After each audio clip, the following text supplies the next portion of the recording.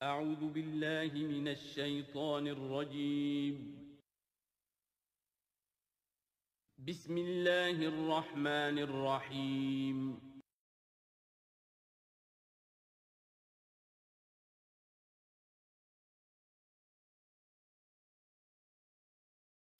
وَلَنَبْلُوَنَّكُمْ بِشَيْءٍ مِّنَ الْخَوْفِ وَالْجُوعِ۔ دیکھ لو جس راہ میں قدم رکھا ہے اب آزمائشیں آئیں گی، تکلیفیں آئیں گی، رشتہ دار ناراض ہوں گے، بیوی شوہر سے لڑے گی، شوہر بیوی سے لڑے گا، اولاد والدین سے جدا ہوگی، یہ سب کچھ ہوگا، فساد ہوگا، فتور ہوگا، تصادم ہوگا، جان و مال کا نقصان ہوگا۔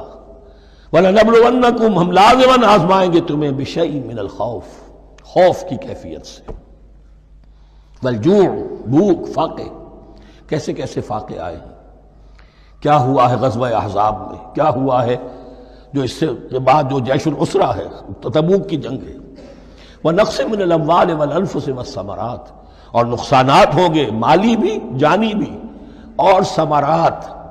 اب ثمرات یہاں دو معنی دے رہا ہے، چونکہ مدینے والوں کی جو تھی اصل جو ان کی معیشت تھی وہ زرعی تھی، پھل، خاص طور پر کھجور، یہ ان کی پیداوار تھی، جسے آج کل آپ کہتے ہیں کیش کراپ جو ہے ان کی، وہ یہ تھی۔ اب ایسا بھی ہوگا کہ فصل تیار کھڑی ہے، اگر اسے اتارا نہ کھجور سے تو ضائع ہو جائے گی، اور ادھر سے تبوک کا حکم آ گیا، نکلو اللہ کی راہ، یہ ساری فصل ضائع ہو جائے گی۔ امتحان ہو گیا کہ نہیں؟ اور اس کے علاوہ ایک اور ہے اس کا مفہوم، انسان کچھ بہت محنت کرتا ہے، جد و جہد کرتا ہے، کیریئر بناتا ہے، اپنا ایک مقام بنا لیتا ہے اس کیریئر میں، اس پروفیشن میں، اس راستے پر آتا ہے تو کچھ اور ہی شکل اختیار کرنی پڑتی ہے۔ وہ تجارت کے زمانے میں جو محنت کی تھی، وہ کیریئر کو اب جمانے میں جو محنت کی تھی، وہ سارا کا سارا معاملہ جو ہے وہ کھو کر پھر اس وادی میں آنا پڑتا ہے۔ وَلَنَبْلُوَنَّكُمْ، یہ بھی ثمرات ہیں نا، محنت کے ثمرات۔ وَلَنَبْلُوَنَّكُمْ بِشَيْءٍ مِّنَ الْخَوْفِ وَالْجُوعِ وَنَقْصٍ مِّنَ الْأَمْوَالِ وَالْأَنفُسِ وَالثَّمَرَاتِ وَبَشِّرِ الصَّابِرِينَ، اور اے نبی بشارت دیجئے صابروں کو، صبر کرنے والوں کو۔ یہ کون ہے؟ الذین اذا اصابتہم مصیبۃ، وہ لوگ کہ جن کو جب بھی کوئی مصیبت آئے، قالوا انا للہ وانا الیہ راجعون، وہ کہتے ہیں ہم اللہ ہی کے تو ہیں، اللہ ہی کی طرف ہمیں لوٹ جانا ہے، کل بھی جانا تھا، آج چلے جائیں، حاضر ہیں، جتنی جلدی بلا لیں۔ نشان مرد مومن باتوں گویم، جو مرگ آیا تبسم مر لبے اوست، مرد مومن کی تو نشانی یہی ہے کہ جب موت آئے تو مسرت کے ساتھ اس کے چہرے پر، اس کے ہونٹوں پر مسکراہٹ ہو۔ یہی ایمان جو میں نے کہا تھا، لٹمس ٹیسٹ یہ ہے کہ بندہ مومن اس دنیا میں زیادہ رہنے کی خواہش نہیں کر سکتا۔ لائف از اے لائبلٹی، جو لمحہ آ رہا ہے اس کا حساب دینا ہوگا، تو جتنی عمر بڑھ رہی ہے حساب بڑھ رہا ہے۔ It's not an asset, it's a liability. اور الدنیا سجن المومن و جنت الکافر، یہ تو مومن کے لیے ایک قید خانہ ہے، ہاں کافروں کی جنت ہے۔ وَبَشِّرِ الصَّابِرِينَ الَّذِينَ إِذَا أَصَابَتْهُمْ مُصِيبَةٌ قَالُوا إِنَّا لِلَّهِ وَإِنَّا إِلَيْهِ رَاجِعُونَ أُولَٰئِكَ عَلَيْهِمْ صَلَوَاتٌ مِّن رَّبِّهِمْ وَرَحْمَةٌ، یہ ہیں وہ لوگ کہ جن پر ہر وقت اللہ کی عنایتوں کا نزول ہوتا رہتا ہے اور رحمت کی بارش ہوتی رہتی ہے۔ وَأُولَٰئِكَ هُمُ الْمُهْتَدُونَ، اور یہی لوگ ہیں ہدایت یافتہ، جنہوں نے واقعتاً ہدایت کو اختیار کیا ہے۔ اور جو ایسے مرحلے پر ٹھٹک کر کھڑے رہ جائیں، پیچھے رہ جائیں، پیچھے بیٹھ جائیں، پیٹھ موڑ لیں، وہ گویا کہ ختم ہوا ان کا معاملہ۔ ام حسبتم ان تدخلوا الجنہ، کیا تم نے یہ سمجھا تھا کہ جنت میں داخل ہو جاؤ گے؟ ولما یاتکم مثل الذین خلوا من قبلکم، حالانکہ ابھی تک تو تمہارے اوپر وہ حالات و واقعات تو وارد ہی نہیں ہوئے جو ان پر ہوئے تھے جو تم سے پہلے تھے۔ مستہم الباساء، انہیں آ لیا، پہنچی ان کو سختی بھوک کی، والضراء، اور تکالیف، وزلزلوا، اور وہ ہلا مارے گئے، حتی یقول الرسول والذین آمنوا معہ متی نصر اللہ، یہاں تک کہ پکار اٹھا وقت کا رسول اور جو ان کے ساتھ اہل ایمان تھے، کب آئے گی اللہ کی مدد، الا ان نصر اللہ قریب، یا اب انہیں یہ خوشخبری دی گئی کہ آگاہ ہو جاؤ اللہ کی مدد قریب ہے۔ یعنی اللہ آزماتا ہے، یہ کوئی پھولوں بھرا راستہ نہیں ہے، پھولوں کی سیج نہیں ہے، حق کا راستہ ہے، یہ کانٹوں بھرا بستر ہے، کانٹوں بھرا راستہ ہے، اس کے لیے ذہناً تیار ہو جاؤ۔ لَتُبْلَوُنَّ فِي أَمْوَالِكُمْ وَأَنفُسِكُمْ، اے مسلمانوں دوبارہ کان کھول کے سن لو، تمہیں لازماً آزمایا جائے گا، تمہارے مالوں میں بھی اور تمہاری جانوں میں بھی۔ جنت لینی ہے تو یہ نہیں ٹھنڈے ٹھنڈے اور بغیر تکلیفیں اٹھائے تمہیں جنت مل جائے گی۔ ام حسبتم ان تدخلوا الجنہ ولا تسمعن من الذین اوتوا الکتاب من قبلکم ومن الذین اشرکوا اذی کثیرا، اور تمہیں لازماً سننی پڑیں گی ان لوگوں سے بھی کہ جنہیں تم سے پہلے کتاب دی گئی تھی، اور ان مشرکین سے بھی اذن کثیرا، بڑی تکلیف دہ باتیں سننی پڑیں گی۔ سنو اور صبر کرو، جیسے حضور سے ابتدا میں کہا گیا تھا وَاصْبِرْ عَلَىٰ مَا يَقُولُونَ وَاهْجُرْهُمْ هَجْرًا جَمِيلًا، جو کچھ یہ کہہ رہے ہیں سنیے اور صبر کیجیے۔ اور ہمیں خوب معلوم ہے، کسی نے آ کر کہہ دیا مجنون ہے، کسی نے کہہ دیا شاعر ہے، کسی نے کہا ساحر ہے، کسی نے کہا مسحور ہے۔ وَلَقَدْ نَعْلَمُ أَنَّكَ يَضِيقُ صَدْرُكَ بِمَا يَقُولُونَ، اے نبی ہمیں خوب معلوم ہے کہ جو کچھ یہ کہہ رہے ہیں، جو کچھ آپ کو سننا پڑ رہا ہے ان کی زبانوں سے، اس سے آپ کا سینہ بھیجتا ہے، آپ کو تکلیف پہنچتی ہے، لیکن صبر کیجیے۔ وہی بات ہے جو کہی جا رہی ہے مسلمانوں سے، وَإِن تَصْبِرُوا وَتَتَّقُوا فَإِنَّ ذَلِكَ مِنْ عَزْمِ الْأُمُورِ، اور اگر تم صبر کیے رہو گے، ثابت قدم رہو گے اور تقویٰ کی راہ اختیار کیے رکھو گے، فَإِنَّ ذَلِكَ مِنْ عَزْمِ الْأُمُورِ، تو یہ بڑے ہمت کے کاموں میں سے ہے۔ وَمَنْ يُرِدِ اللَّهُ فِتْنَتَهُ فَلَنْ تَمْلِكَ لَهُ مِنَ اللَّهِ شَيْئًا، اور جس کو اللہ تعالیٰ ہی نے فتنے میں مبتلا کرنے کا فیصلہ کر لیا ہو تو تم اس کے لیے اللہ تعالیٰ کے مقابلے میں کوئی مددگار نہ پاؤ گے، کوئی شے نہیں ملے گی۔ اولئک الذین لم یرد اللہ ان یطہر قلوبہم، یہ وہ لوگ ہیں کہ جن کے دلوں کو پاک کرنا اللہ نے چاہا ہی نہیں۔ لم یرد اللہ ان یطہر قلوبہم لہم فی الدنیا خزی، ان کے لیے دنیا میں بھی رسوائی ہے، ولہم فی الآخرۃ عذاب عظیم، اور آخرت میں ان کے لیے دردناک اور بہت بڑا عذاب ہے۔ فرمایا یا ایھا الذین آمنوا، اے ایمان، لیبلونکم اللہ، لازماً اللہ تمہیں آزمائے گا، بشیء من الصید، شکار کے ذریعے سے، تنالہ ایدیکم ورماحکم، جن کو کہ پا لیں گے آسانی سے تمہارے ہاتھ اور تمہارے نیزے، لیعلم اللہ من یخافہ بالغیب، تاکہ اللہ دیکھ لے کہ کون ہے وہ لوگ کہ جو غیب میں ہوتے ہوئے بھی اللہ سے ڈرتے رہتے ہیں۔ کہ موقع ہے، بھوک بھی ہے، ہرن بھی بالکل پاس ہے، بالکل قابو میں ہے، جیسے چاہیں شکار کر لیں، لیکن ہاتھ بندھے ہوئے ہیں، اس لیے احرام باندھا ہوا ہے۔ تو جس کے دل میں ایمان ہوگا وہ اپنی بھوک کو برداشت کرے گا، اللہ کے حکم کو نہیں توڑے گا۔ فمن اہتدی بعد ذلک، اب کسی سے غلطی ہو گئی، تجاوز کر بیٹھا، بھوک کا غلبہ زیادہ تھا، فلہ عذاب علیم، اس کے لیے دردناک عذاب ہے۔ البتہ یہ کہ آگے چل کر اس کے لیے ایک کفارہ بھی بتا دیا گیا ہے۔ وَلَقَدْ أَرْسَلْنَا إِلَىٰ أُمَمٍ مِّن قَبْلِكَ فَأَخَذْنَاهُم بِالْبَأْسَاءِ وَالضَّرَّاءِ، اور ہم نے بھیجا ہے اور بھی امتوں کی طرف اے نبی آپ سے قبل۔ اب یہ ایک بہت اہم قانون ہے جو بیان ہو رہا ہے انبیاء اور رسل کے بارے میں، انبیاء نہیں رسل کے بارے میں۔ جب بھی کسی قوم کی طرف رسول بھیجے جاتے تھے تو اللہ تعالیٰ کی طرف سے چھوٹے چھوٹے عذاب آتے تھے، تاکہ وہ جو خواب غفلت میں، خواب خرگوش میں مبتلا ہیں، وہ جاگیں، ہوش میں آئیں اور بات سنیں۔ لیکن اگر وہ انکار کر دیتے تھے تو پھر اللہ تعالیٰ کی طرف سے ان کی رسی ڈھیلی کر دی جاتی تھی، اب کھا لو پی لو، جو بھی چند دن مہلت ہے عیش کر لو، پھر اچانک عذاب ان پر آ جاتا تھا۔ وَلَقَدْ أَرْسَلْنَا إِلَىٰ أُمَمٍ مِّن قَبْلِكَ فَأَخَذْنَاهُم بِالْبَأْسَاءِ وَالضَّرَّاءِ، اور ہم نے بھیجا اور امتوں کی طرف آپ سے پہلے اے نبی رسولوں کو، تو پھر ہم نے پکڑا ان کو سختیوں سے اور تکلیفوں سے، لعلہم یتضرعون، شاید کہ وہ تضرع کریں، عاجزی کریں، گڑ گڑائیں۔ فلولا اذ جاءہم باسنا تضرعوا، تو کیوں نہ ایسا ہوا کہ جب ہماری طرف سے کوئی سختی ان پر آئی تو وہ گڑ گڑاتے اور وہ عاجزی کرتے، ولکن قست قلوبہم، لیکن ان کے دل تو سخت ہو چکے تھے، وزین لہم الشیطان ما کانوا یعملون، اور شیطان نے مزین کیے رکھا ان کے لیے جو عمل وہ کر رہے تھے۔ یعنی کوئی سوچنے کے لیے تیار نہیں ہوا، کوئی اپنے رویے پر نظر ثانی کرنے کے لیے آمادہ نہیں ہوا۔ وَهُوَ الَّذِي جَعَلَكُمْ خَلَائِفَ الْأَرْضِ، اور وہی ہے جس نے تمہیں زمین میں خلیفہ بنا دیا۔ ایک تو یہ کہ خلیفہ اس معنی میں بھی کہ جو خلافت حضرت آدم کو دی گئی علیہ الصلوۃ والسلام، تو وہ پوٹینشلی تمام انسانوں کو دی گئی ہے، اور جو بھی شخص اللہ کا مطیع و فرمان ہو، اللہ کو اپنا حاکم اور بادشاہ مان لے، تو وہ گویا کہ اس کی خلافت کا حقدار ہو گیا۔ اس اعتبار سے بھی کہ ایک نسل کے بعد دوسری، ایک قوم کے بعد دوسری اس کے پیچھے آنے والی، یہ بھی ہے خلائف الارض، جیسے کہا گیا جیسے تمہیں ہم نے اٹھایا کسی اور قوم کی نسل میں سے، ایسے ہی تمہیں ہٹا کر ہم کسی اور قوم کو بھی لا سکتے ہیں۔ وَهُوَ الَّذِي جَعَلَكُمْ خَلَائِفَ الْأَرْضِ وَرَفَعَ بَعْضَكُمْ فَوْقَ بَعْضٍ دَرَجَاتٍ، اور تم میں سے بعض کے درجوں کو بعض پر بلند کر دیا، کسی کو علم دیا ہے، کسی کو حکمت دی ہے، کسی کو کچھ ذہانت زیادہ دی ہے، کسی کو جسمانی صلاحیت زیادہ دی ہے، کسی کو صحت جسمانی دی ہے، اور کسی کو حسن جسمانی دے دیا ہے، مختلف چیزیں ہیں۔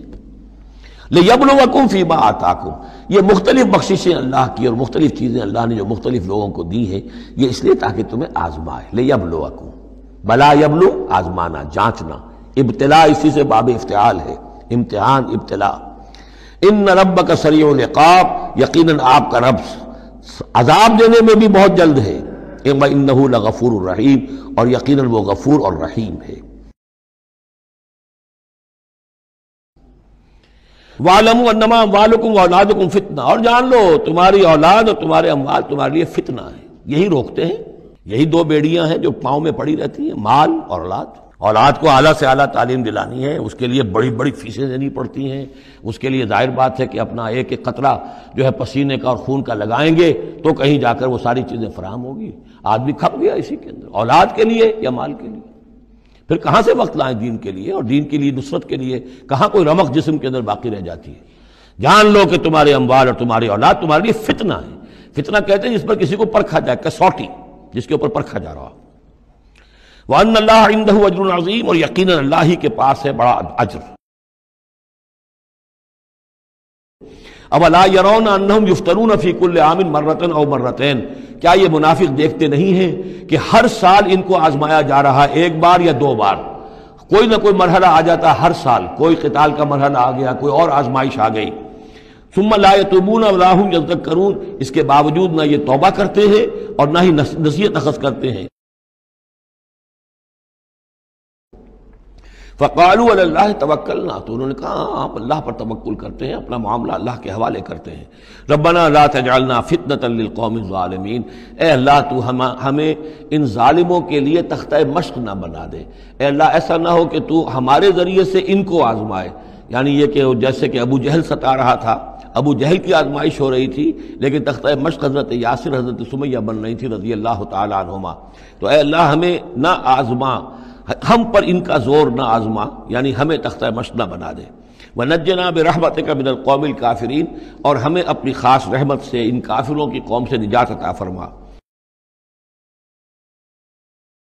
إِنَّا جَعَلْنَا مَا عَلَى الْأَرْضِ زِينَةً لَهَا، ہم نے زمین کے اوپر جو کچھ ہے اسے اس کا گہنا بنا دیا ہے، بناؤ سنگھار بنا دیا ہے، زینت بنا دیا ہے، یعنی اس کو اتنا کھبا دیا ہے نگاہوں میں اللہ نے کہ آخرت سے خود بخود انسان غافل ہو جاتا ہے۔ یہ پردہ پڑ گیا ہے، چمک دمک ہے، یہ کاریں ہیں، یہ بلڈنگیں ہیں، یہ کوٹھیاں ہیں، یہ عالیشان عمارتیں ہیں، یہ کیا کچھ اس کی جو یوں سمجھیے پومپ اینڈ شو جو ہے اس وقت دنیا کا، اور ظاہر بات ہے امریکہ میں جا کر دیکھیے تو جو کچھ یہاں دیکھ رہے ہیں اس سے 10 گنا 100 گنا 1000 گنا آپ کو نظر آئے گا، عقلیں دنگ ہو جاتی ہیں۔ نتیجہ کیا نکلتا ہے کہ انسان یہ سمجھتا ہے کہ اصل شے یہی مادہ ہی ہے، اصل ہدایت پہ یہی لوگ ہیں، یہی لوگ ہیں صحیح معنی میں کہ جنہوں نے واقعتاً علم حاصل کیا ہے، لہٰذا ان کی غلط تہذیب، ان کا غلط تمدن، ان کے تمام غلط ثقافت کے معاملات کے بھی ہم اسی طریقے سے پیروی کر رہے ہیں۔ اِنَّا جَعَلْنَا مَا عَلَى الْأَرْضِ زِينَةً لَهَا، جو کچھ زمین کے اوپر ہے اسے ہم نے اس کے لیے بناؤ سنگھار بنا دیا ہے، لِنَبْلُوَهُمْ، تاکہ ہم آزمائیں ان کو، أَيُّهُمْ أَحْسَنُ عَمَلًا، کون ہے ان میں سے اچھے عمل کرنے والا، کہ رخ روشن کے آگے شمع رکھ کر وہ یہ کہتے ہیں ادھر آتا ہے دیکھیں یا ادھر پروانہ جاتا ہے، ایک طرف ذات باری تعالیٰ ہے اور ایک طرف یہ دنیا ہے، اس کی چمک دمک ہے۔ اب یہ پروانہ جو ہے یہ انسان، اس کا امتحان ہے، آیا یہ اللہ اور آخرت کی طرف جا رہا ہے یا دنیا کی طرف اور دنیا کی زیبائش اور آرائش کی طرف جا رہا ہے۔ وَلَا تَمُدَّنَّ عَيْنَيْكَ إِلَىٰ مَا مَتَّعْنَا بِهِ أَزْوَاجًا مِّنْهُمْ زَهْرَةَ الْحَيَاةِ الدُّنْيَا لِنَفْتِنَهُمْ فِيهِ، اور یہ تو ہم نے ان کو اس لیے دیا ہے کہ اس کو فتنے میں مبتلا کریں، آزمائیں انہیں اس میں۔ وَرِزْقُ رَبِّكَ خَيْرٌ وَأَبْقَىٰ، اور آپ کے رب کا رزق جو اللہ نے آپ کو دیا ہے وہ کہیں بہتر ہے اور باقی رہنے والا ہے۔ اور وہ رزق کون سا ہے؟ سورہ ہجر سے اب اس کا موازنہ کیجئے۔ وَلَقَدْ آتَيْنَاكَ سَبْعًا مِّنَ الْمَثَانِي وَالْقُرْآنَ الْعَظِيمِ، اے نبی ہم نے آپ کو وہ 7 آیتیں عطا کی ہیں سورہ فاتحہ کی، جو بار بار دہرانے کی ہیں، جو ایک بندہ مومن کے لیے گویا کہ وظیفہ ہے۔ کتنی مرتبہ جو ہے ایک نمازی کتنی مرتبہ سورہ فاتحہ پڑھ رہا ہے، تو ہم نے سبع من المثانی والقرآن العظیم آپ کو دیا ہے۔ یہ جو روحانی غذا ہم نے آپ کو دی ہے یہ کہیں زیادہ قیمتی ہے، کہیں زیادہ عمدہ ہے، کہیں زیادہ باقی رہنے والی ہے۔ کل نفس ذائقۃ الموت، تمام ذی نفس، تمام جانداروں کو موت کا مزہ چکھنا ہے۔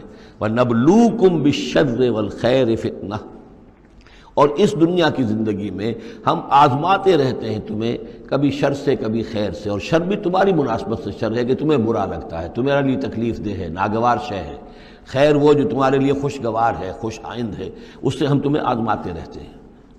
ہو سکتا ہے کہ جسے تم شر سمجھ رہے ہو اس میں حقیقت کے اعتبار سے خیر ہو، اور جسے تم خیر سمجھ رہے ہو وہ حقیقت کے اعتبار سے شر ہو، لیکن پھر بھی تمہارا اپنا ایک تاثر ہے۔ وَإِلَيْنَا تُرْجَعُونَ، اور ہماری طرف تم سب کو لوٹا دیا جائے گا۔ وَمِنَ النَّاسِ مَن يَعْبُدُ اللَّهَ عَلَىٰ حَرْفٍ فَإِنْ أَصَابَهُ خَيْرٌ اطْمَأَنَّ بِهِ وَإِنْ أَصَابَتْهُ فِتْنَةٌ انقلب عَلَىٰ وَجْهِهِ خَسِرَ الدُّنْيَا وَالْآخِرَةَ ذَلِكَ هُوَ الْخُسْرَانُ الْمُبِينُ۔ لوگوں میں سے کچھ ایسے بھی ہیں جو اللہ تعالیٰ کی بندگی کرتے ہیں کنارے کنارے، بچ بچ کر۔ یہ وہ روگ جس کو کہا گیا فی قلوبہم مرض، جن کے دلوں میں روگ ہوتا ہے۔ ایک وہ لوگ ہوتے ہیں کہ حق کو قبول کیا، پھر ہر چہ بعد آباد منجدھار میں پھر وہ چھلانگ لگاتے ہیں۔ ہر چہ بعد آباد ماں کشتی دراب انداختے، ہم نے حق کو قبول کیا، اس کشتی کو ہم نے پانی میں ڈال دیا ہے، اب یہ کشتی تیرے گی تو ہم تیریں گے، یہ ڈوبتی ہے تو ہم ڈوبنے کے لیے تیار ہیں۔ ایک وہ ہے جو چاہتے بھی ہیں حق کے ساتھ چلنا، لیکن کنارے کنارے گہرے پانی میں نہیں جانا چاہتے، خطرات مول نہیں لینا چاہتے، اپنے لیے جان اور مال جو ہے اس کو بچا بچا کر۔ جو اقبال نے کہا تو بچا بچا کے نہ رکھ اسے، تیرا آئینہ ہے وہ آئینہ کہ شکست ہو تو عزیز تر ہے نگاہ آئینہ ساز میں۔ لیکن یہ کچھ لوگ بچ بچ کر چلنا چاہتے ہیں، کوئی گردن نہ پہنچ جائے، کوئی نقصان نہ ہو جائے، کوئی ہمیں قربانی نہ دینی پڑے۔ وَمِنَ النَّاسِ مَن يَعْبُدُ اللَّهَ عَلَىٰ حَرْفٍ، کنارے ساتھ۔ فَإِنْ أَصَابَهُ خَيْرٌ اطْمَأَنَّ بِهِ، اگر خیر آئے تو مطمئن رہیں گے۔ وَإِنْ أَصَابَتْهُ الْفِتْنَةُ انقلب عَلَىٰ وَجْهِهِ، اور اگر کوئی فتنہ آ گیا، آزمائش آ گئی، کوئی قربانی کا وقت آ گیا، پکار آ گئی، نکلو اللہ کی راہ میں اور لاؤ اللہ کی راہ میں، تو وہ اپنے چہروں کے بل اوندھے گر جاتے ہیں۔ خسرت الدنیا والآخرہ، یہ خسارہ ہے، یہ گھاٹا ہے، یہ نقصان ہے دنیا اور آخرت دونوں کا۔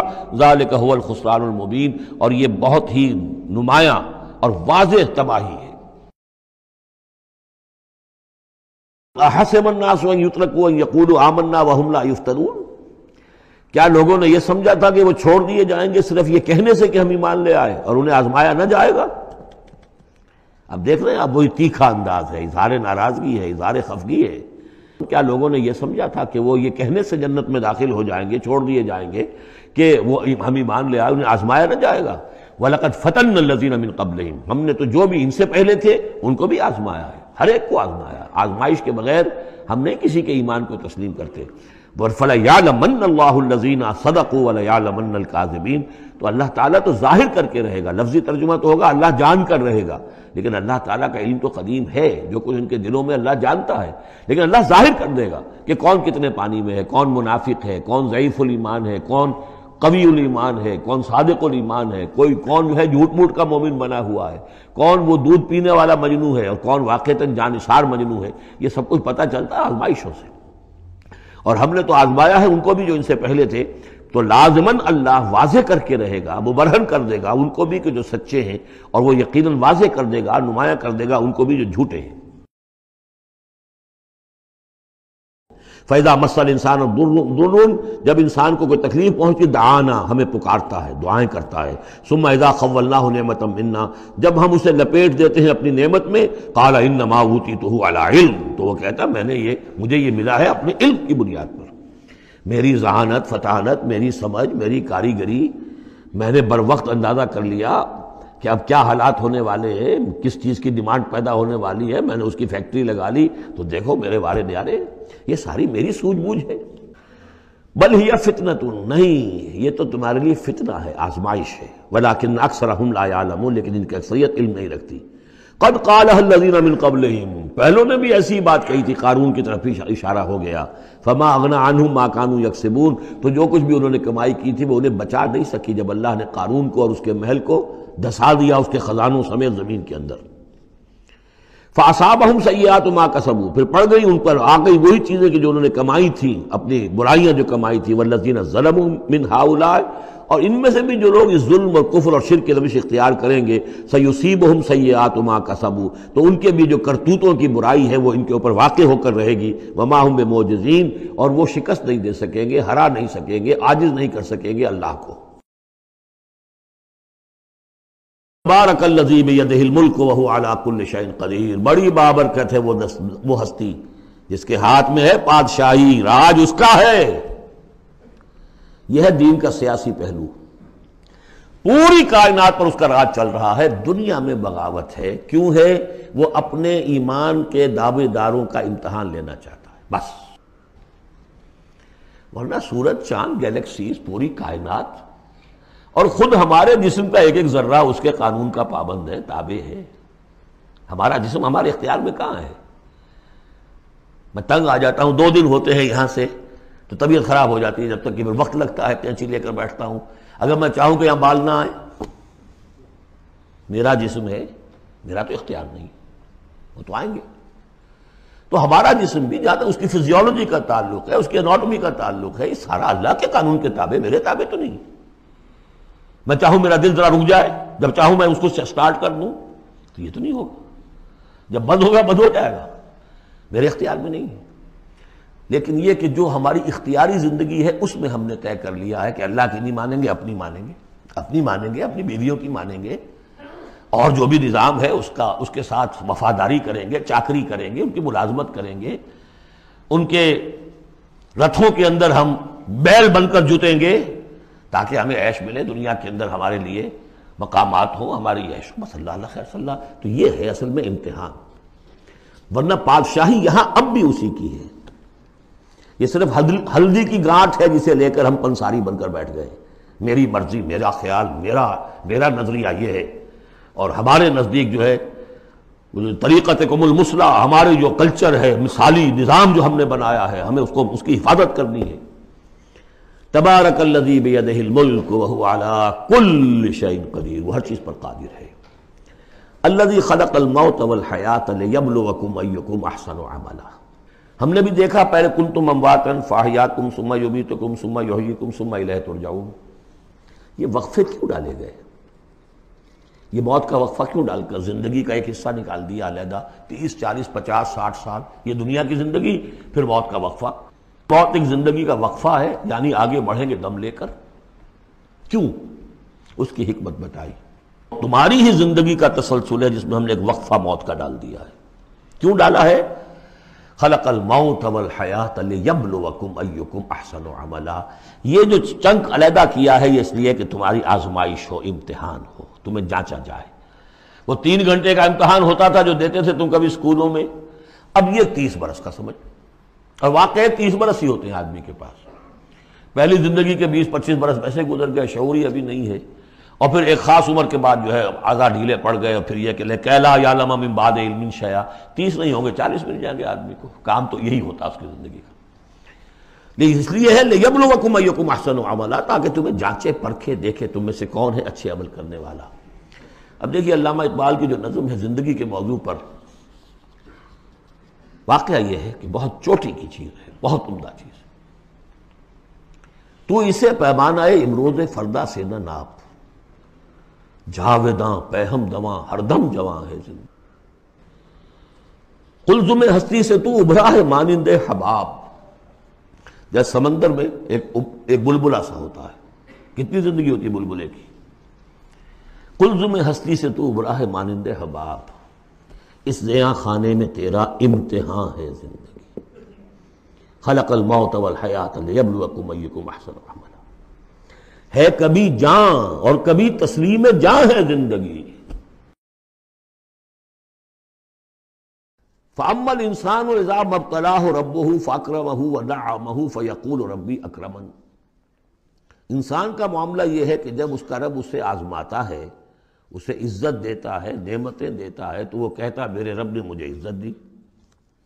وَأَمَّا إِذَا مَا ابْتَلَاهُ فَقَدَرَ عَلَيْهِ رِزْقَهُ، جب اسے آزماتا ہے اور اس کا رزق جو ہے اس پر تنگ کر دیتا ہے، راشننگ کر دیتا ہے، تھوڑا تھوڑا دیتا ہے، فَيَقُولُ رَبِّي أَهَانَنِ، تو وہ کہتا ہے میرے رب نے مجھے ذلیل کر دیا۔ آپ کو کیا خرابی نظر آئی اس میں؟ کوئی شرک نہیں ہے۔ اس نے یہ تو نہیں کہا کہ مجھے نعمتیں دی ہیں تو کوئی لکشمی مائی کی کرپا ہو گئی ہے، یہ تو نہیں کہا۔ اللہ نے، میرے رب نے مجھے عزت دے دی، اور اگر کہیں تنگی آ گئی ہے تو یہ میرے رب نے مجھے ذلیل کر دیا۔ توحید تو مکمل ہے نا یہاں، کہ کسی اور دیوی دیوتا کسی اور الہہ کا تذکرہ نہیں ہے، رب ہی نے مجھے عزت دی، رب ہی نے مجھے ذلیل کیا۔ تو عز من تشاء و تذل من تشاء، اے اللہ تو ہی ہے جس کو چاہتا عزت دیتا ہے، جس کو چاہتا ذلیل کر دیتا ہے۔ تو کیا خرابی کیا ہے اس میں؟ اس میں خرابی یہ ہے کہ اس دنیا میں جو کچھ تمہیں ملتا ہے تم اسے عزت مت سمجھو، یہ امتحان ہے، اور اگر کبھی تنگی آتی ہے اسے ذلت نہ سمجھو، یہ بھی امتحان ہے۔ یہ برابر ہے، یہ تم نے اسے عزت سمجھا دھوکہ کھا گئے، اس کو ذلت سمجھا دھوکہ کھا گئے۔ چاہے توحید انٹیکٹ ہے آپ کی، لیکن توحید جو ہے وہ تو یوں سمجھیے کہ جڑ بنیاد ہے نا ہدایت کی، اس سے اوپر بھی تو منزلیں ہیں ہدایت کی کہ نہیں؟ یہ امتحان ہے۔ ایک لفظ جو کامن ہے، اذا مبتلاہ ربہ فاکرمہ، جب اسے ابتلا میں ڈالا اور ابتلا میں عزت دی۔ دیکھیں اب کرتا کیا ہے، صبر کر، یہ شکر کرتا ہے، اپنی جو بھی ہم نے اس کو نعمتیں دی ہیں وہ حقداروں کو ان کے حق ادا کرتا ہے کہ نہیں کرتا ہے؟ یہ عزت نہیں ہے، عزت تو تب ہوگی جب تم اس امتحان میں پورے اترو گے۔ ذالک یوم التغابن، وہ تو قیامت میں پتہ چلے گا کہ کس کے لیے عزت تھی کس کے لیے نہیں۔ کسی کو تنگی دی ہے تو یہ ذلت نہیں ہے، دیکھنا ہے صبر کرتا ہے کہ نہیں کرتا۔ کہیں یہ بالکل مستر ہو کر اور اپنی عزت نفس جو ہے ہتھیلی پر رکھ کر لوگوں کے سامنے مانگنے کے لیے تو نہیں نکل جاتا، پتہ چل گیا نا۔ تو یہ امتحان ہے۔ تو پہلا درجہ سمجھیے کہ چاہے فراوانی ہو، عیش ہو، آرام ہو، دولت ہو، یہ بھی امتحان، تکلیف ہے، رنج ہے، محنت ہے، مشقت ہے، اسرت ہے، تو یہ بھی امتحان، دونوں برابر ہو گئے۔ اب بھی ہدایت اس سے اوپر بھی ہے ایک۔ ہمارے دل میں یہ چور رہے گا پہلا امتحان آسان ہے دوسرا مشکل ہے، نہیں، حقیقت اس کے برعکس ہے۔ پہلا مشکل ہے، یہ دولت میں رہ کر بھول جانے کا آپ کے اندر زیادہ امکان ہے۔ میں نے حدیث آپ کو سنائی تھی، ما قل و کفا خیر مما کثر و الہا، اگر زیادتی ہوگی دولت ہوگی تم اللہ کو بھول جاؤ گے تو زیادہ سخت نقصان یہ ہے، زیادہ بڑا امتحان یہ ہے۔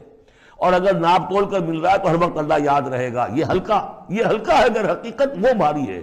اور اسی میں وہ واقعہ نوٹ کر لیجئے امام احمد ابن حنبل رحمۃ اللہ علیہ کا، کہ جب وہ مار پڑ رہی تھی کہ جس کے بارے میں الفاظ ہیں کہ ہاتھی کو بھی وہ مار پڑتی تو بل بلا اٹھتا، اس وقت آنکھوں میں آنسو نہیں آئے۔ کب آئے؟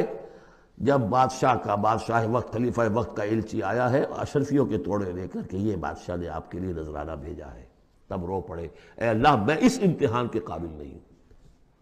یہ امتحان سختر ہے۔ تو یہ ہے درجہ بدرجہ، لَتَرْكَبُنَّ طَبَقًا عَنْ طَبَقٍ، تو ہدایت کے بھی یہ درجے ہیں۔ پہلا درجہ تو یہ ہے کہ جو بھی ہے اللہ کی طرف سے ہے، تنگی ہے تو اللہ کی طرف سے، اور فراوانی ہے تو اللہ، یہ توحید تو پوری ہو گئی آپ کی، اللہ کی طرف سے۔ لیکن اس میں اب آگے درجے ہیں کہ یہ امتحان ہے، یہ بھی امتحان وہ بھی امتحان، اس اعتبار سے دونوں بھی امتحان ہیں، یہ دونوں برابر ہیں۔ اس سے بھی اوپر یہ ہے، وہ امتحان مشکل ہے فراوانی والا، اور یہ امتحان جو ہے یہ آسان ہے۔ بارک اللہ لی ولکم فی القرآن العظیم ونفعنی وإیاکم بالآیات والذکر الحکیم۔